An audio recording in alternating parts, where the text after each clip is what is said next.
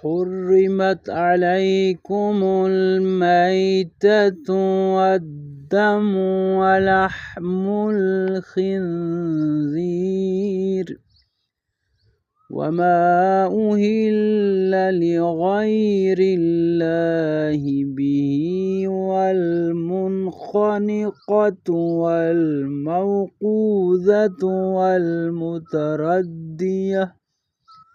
والموقوذة والمتردية والنطيحة وما أكل السبع إلا ما ذكيتم وما ذبح على النصب وأن تستقسموا بالأزلام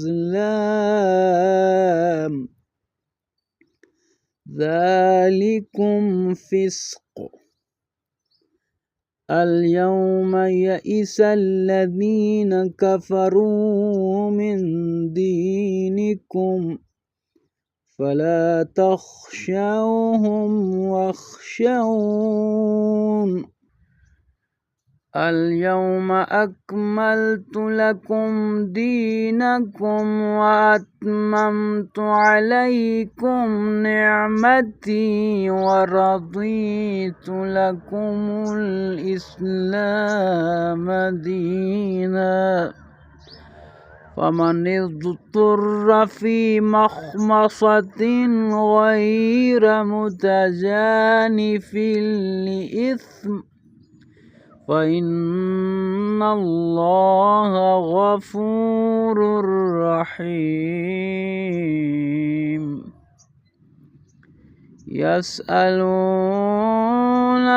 ماذا أحل لهم قل أحل لكم الطيبات وما علمتم من الجوارح مكلبين تعلمونهن